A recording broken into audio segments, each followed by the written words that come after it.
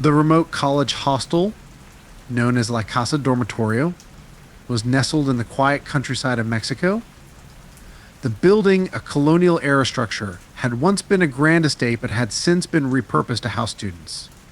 Surrounded by dense forests and located near a winding river, the hostel was far removed from the bustling life of the city. For most students, the isolation was a welcome change, a peaceful place to study and immerse themselves in nature. But for Alejandro, a new arrival, there was something unsettling about the place. On his first night, as he lay in bed, he could hear the distant sound of water rushing over rocks in the river. The sound was soothing at first, but then he heard something else, a faint, mournful cry carried on the wind. It was so soft and distant that he almost dismissed it as his imagination. Almost. The next day, Alejandro asked some of the other students about the noise, but no one seemed to know what he was talking about. They shrugged it off, telling him that the area was full of strange sounds, especially at night. Alejandro tried to put it out of his mind, but the unease lingered. As the days passed, the crying grew louder. Each night it seemed to get closer, more distinct. It was the sound of a woman weeping, her sobs filled with sorrow and despair. Alejandro could feel the hairs on the back of his neck stand up whenever he heard it. There was something profoundly tragic in the sound, but also something terrifying. Unable to sleep, Alejandro began to investigate the source of the cries. He learned that the hostel had a dark history.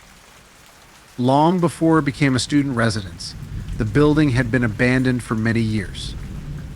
The locals believed that the land was cursed, tainted by the tragic deaths of children who had drowned in the nearby river decades ago. Some said that their spirits still haunted the area, trapped between worlds, unable to find peace. The legend of La Llorona, the Weeping Woman, was also deeply rooted in the local folklore. According to the tale, La Llorona was the spirit of a woman who had drowned her own children in a fit of madness and was condemned to roam the earth, crying out for them. Her ghost was said to haunt rivers and lakes, searching for her lost children and luring the unwary to their doom. Alejandro couldn't help but feel a connection between the legend and the cries he was hearing. The more he thought about it, the more convinced he became that La Llorona was somehow linked to the hostel's dark past. But how? The stories of La Llorona were widespread, told across Mexico, but why would she be here near La Casa Dormitorio? One evening, determined to get to the bottom of the mystery, Alejandro ventured down to the river. The air was thick with the humidity of the night, and the moon cast an eerie glow over the landscape. As he approached the riverbank, the crying grew louder, more desperate. It was as if the woman was right beside him, her sobs echoing through the trees. Alejandro's heart raced as he scanned the area, but there was no one in sight. The river flowed calmly, its surface shimmering under the moonlight. Yet the cries persisted, growing in intensity until they became almost unbearable. Then, as suddenly as they had started, they stopped. For a moment, all was silent. Alejandro stood frozen, listening intently, his breath shallow and rapid. Just as he was about to turn back, he heard something, a whisper, barely audible, carried on the wind. It was a single word, repeated over and over again, Ayuda. Ayuda. Help. Alejandro translated in his mind, a chill running down his spine. He followed the voice, his feet moving on their own as if pulled by an unseen force. The whisper led him along the riverbank until he reached a small clearing. There he found something that made his blood run cold, a cluster of tiny crosses, barely visible in the darkness, marking the graves of the drowned children. Alejandro knelt down, his heart heavy with sorrow. He could feel the weight of the tragedy that had taken place here, the pain and suffering of the innocent lives lost. But there was something else, something darker lurking in the shadows. He could feel it watching him, waiting. Suddenly the crying began again, louder and more anguished than before. Alejandro looked up, and for the first time he saw her, La Llorona. She stood at the edge of the clearing, her long, tattered dress blowing in the wind. Her face was hidden behind a veil of dark hair. But her eyes burned with an intensity that pierced through the darkness. Alejandro wanted to run, but he was rooted to the spot, paralyzed by fear. The ghostly figure moved closer, her cries echoing through the night. He could see the pain etched on her face, the torment of a mother who had lost everything.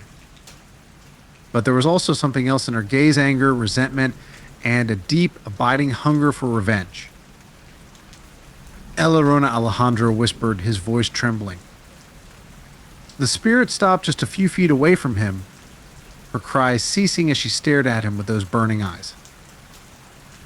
Alejandro felt a wave of cold wash over him, the air around him growing heavy and oppressive. He could feel her anger, her need for retribution, and he realized with horror that she wasn't just a legend, she was real, and she was here for him. But why? Alejandro had done nothing to deserve her wrath. He was just a student, a curious mind seeking answers. Yet, as he looked into her eyes, he knew that she had chosen him. Perhaps it was because he had dared to listen to her cries, to follow her voice when no one else had. Or perhaps it was simply because he was there in the wrong place at the wrong time. "El Llorona, poor favor," Alejandro pleaded, his voice barely a whisper. "I'm not your enemy. I don't want to hurt you." The spirit's eyes flickered with a moment of hesitation, as if she was considering his words. But then her expression hardened, and Alejandro knew that there was no reasoning with her. She was a being of pure emotion, driven by the pain and anger that had consumed her in life. In a flash, El Llorona lunged at him, her hands outstretched as if to choke the life out of him. Alejandro felt her cold fingers wrap around his throat, cutting off his air. He struggled, but her grip was unyielding, her strength far beyond that of any mortal. As darkness closed in around him, Alejandro knew he was about to become another victim of La Llorona's curse. But just as he was about to lose consciousness, something happened, something he couldn't explain. A bright light, pure and blinding, filled the clearing. El Llorona shrieked in agony, her grip loosening as she was forced to release Alejandro. He fell to the ground, gasping for air as the light grew brighter, engulfing the spirit in its brilliance. When the light finally faded, El Llorona was gone. The night was silent once more, the oppressive weight lifted from the air. Alejandro lay there for a moment, trying to comprehend what had just happened. He didn't know where the light had come from or what it had been, but he knew one thing: it had saved him.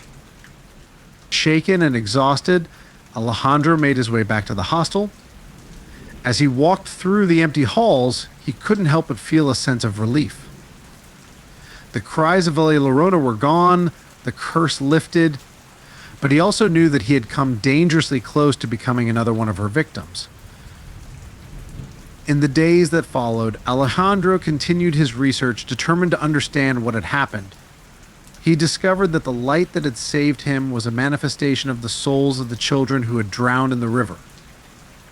They had intervened to protect him, to stop La Llorona from claiming another innocent life. Alejandro left La Casa Dormitorio soon after, but the experience stayed with him. He couldn't forget the pain in La Llorona's eyes, the sorrow that had driven her to such madness. He knew that she was a tragic figure, a victim of her own actions, but also a mother who had lost everything. And though he had survived the encounter, Alejandro knew that La Llorona's spirit would never truly rest. She would continue to haunt the rivers and lakes of Mexico, searching for her lost children, driven by a sorrow that could never be healed.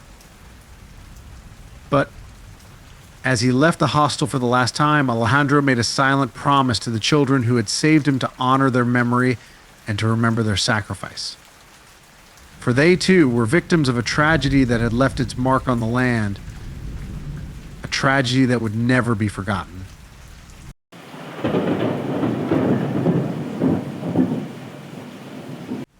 It was a chilly autumn evening when Mia arrived in London. Her excitement barely contained as she stepped out of the taxi in front of the centuries-old building that would be her home for the next year. The towering structure of gray stone, with its weathered facade and ivy-covered walls, seemed to exude history from every crevice. This was no ordinary dormitory, it was a piece of London's past, steeped in stories that whispered through the very walls. Mia had been thrilled when she learned she had been accepted into the prestigious study abroad program. Studying in London was a dream come true, and staying in such an iconic building only added to the allure. As she hauled her suitcase up the grand staircase to the entrance, she marveled at the architecture of the arch windows, the intricate carvings, and the heavy oak doors that creaked open with an eerie groan. Inside, the atmosphere was thick with the scent of old wood and dust. The foyer was dimly lit by chandeliers that seemed as ancient as the building itself, casting long shadows across the floor. The receptionist, an older woman with a stern face and a thick British accent, handed me a brass key with the number 13 engraved on it. "Your room is on the 3rd floor," she said, her voice devoid of warmth. "Just follow the corridor to the end." Mia thanked her and made her way up the narrow, winding staircase. The further she climbed, the more oppressive the air seemed to become, as if the building itself was pressing down on her. The 3rd floor was eerily silent, the only sound the echo of her footsteps on the wooden floorboards.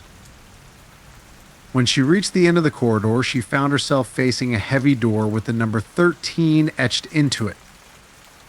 She hesitated for a moment, a strange feeling of unease washing over her, but she shook it off and unlocked the door. The room was small but cozy, with a single bed, a desk, and a wardrobe. The window overlooked the courtyard, where the twisted branches of an old oak tree cast shadows that danced in the wind. Mia spent the first few days settling into her new routine, attending classes and exploring the city. But as the nights grew longer and the shadows deeper, she began to notice things that unsettled her. It started with the footsteps. Late at night, when the building was quiet and everyone else was asleep, Mia would hear the unmistakable sound of footsteps echoing down the corridor. They were slow and deliberate, as if someone was pacing back and forth, yet when she looked out of her room, the corridor was always empty. At first, she brushed it off as the creaks and groans of an old building, but the sounds persisted, growing louder and more distinct with each passing night. Then came the shadows, dark figures that flickered in the corners of her vision, vanishing the moment she turned to look. One evening, as she was studying at her desk, she felt a sudden chill in the air. The temperature in the room seemed to drop several degrees, and she could see her breath misting in front of her. A sense of dread filled her, and she instinctively turned toward the door. There, just outside her room, was a shadow, a tall, dark figure standing motionless in the corridor.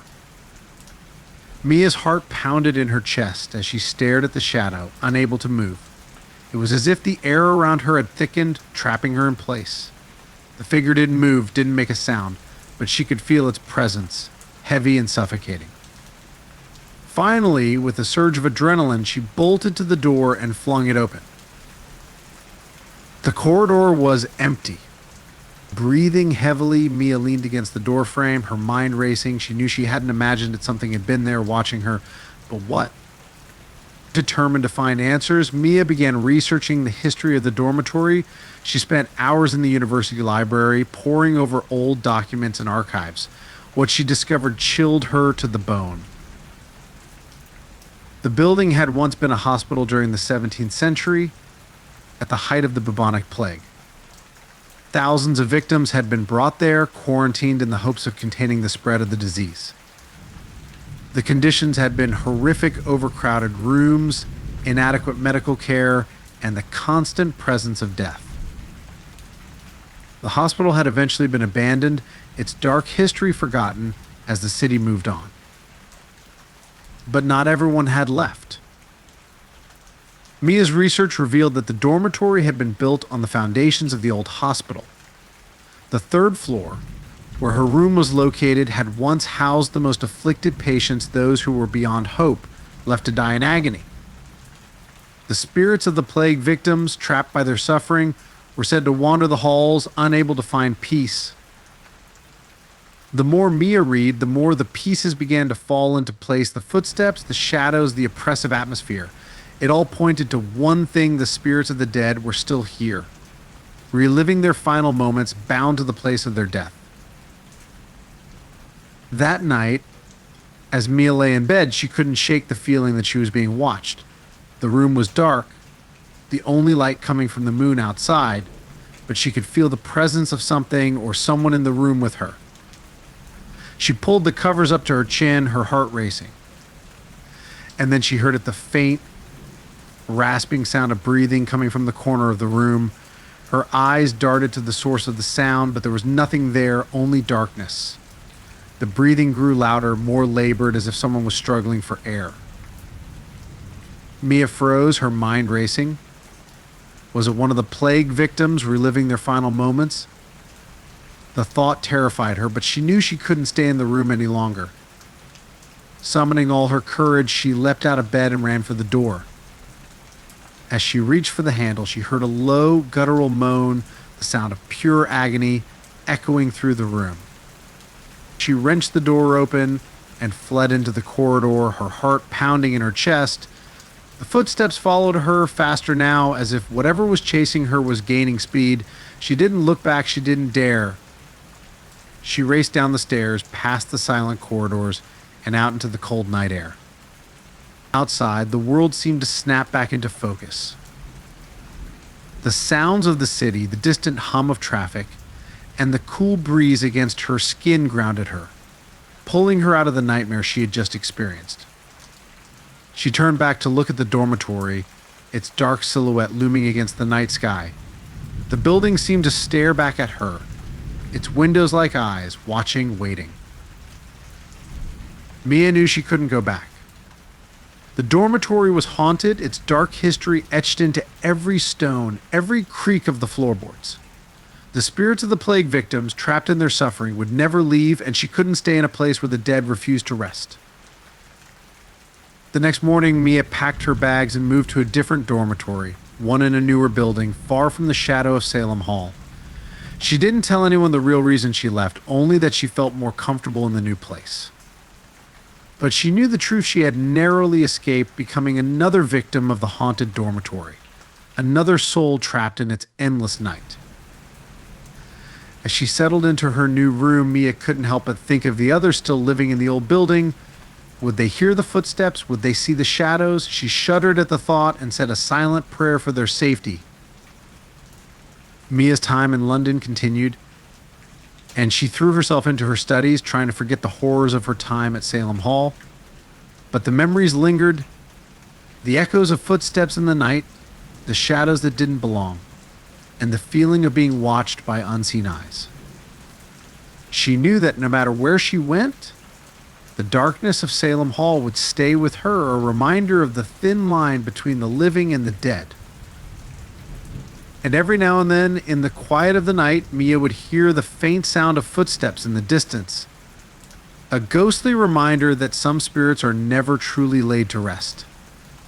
If you want to see more horror stories, please like the video, share your thoughts, and subscribe to our channel. Stay with us, thank you, and see you in the next videos.